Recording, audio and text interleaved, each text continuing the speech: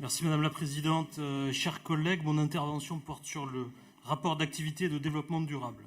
Deux remarques à la lecture de ce rapport qui reprend et énumère un à un les objectifs, les outils, les moyens que le Conseil régional d'Occitanie a mis en œuvre en 2016. Première observation, ce rapport est celui d'une collectivité en construction. Il dresse le bilan d'une année de transition. 2016 était notre première année d'existence après la fusion et cela se perçoit évidemment dans le rapport, à travers d'abord la persistance des politiques publiques héritées des deux ex-régions et puis à travers la large place qui aura été accordée à l'installation d'instances de concertation. Pour n'en citer que quelques-unes, les États généraux du rail et de l'intermodalité, le lancement du plan Littoral 21, le lancement du SRADET Occitanie 2040, la première conférence régionale du handicap, les premières rencontres régionales de la culture et du patrimoine, le lancement de la stratégie régionale pour la croissance et l'emploi. Bref, la concertation et la réflexion nous auront largement occupés, ce qui témoigne de notre volonté, je crois, d'adosser l'action publique régionale à une vision stratégique de long terme. Ce rapport illustre bien la mise en mouvement de la collectivité pour aller vers des démarches unifiées entre les deux ex-régions et pour fixer l'ambition politique qui guidera les prochaines années de notre mandat.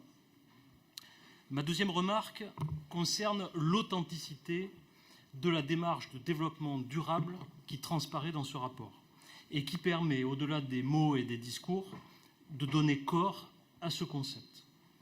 Une authenticité qu'on perçoit d'abord dans la réponse aux défis climatiques que vous proposez d'apporter à l'échelon régional et plus largement dans la prise en compte de la question environnementale qui s'impose comme une préoccupation transversale de toutes nos compétences.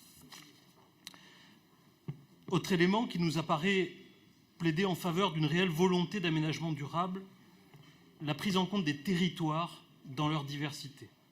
Et je le dis avec d'autant plus de précaution que ce terme de territoire est aujourd'hui excessivement invoqué, parfois à tort et à travers, trop souvent brandi, pour que nous ne soyons pas conscients de la prudence que requiert son usage, compte tenu de ce qu'il contient en germe de revendications, de compétition, voire d'inégalités potentielles.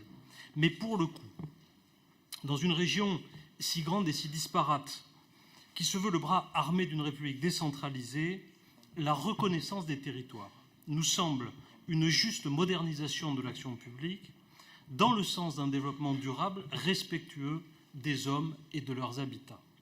La région Occitanie ne s'affranchit pas du relief et de la géographie, bien au contraire, elle bâtit des politiques publiques en 3 dimensions, capables de valoriser toutes les richesses et tous les particularismes du littoral à la montagne.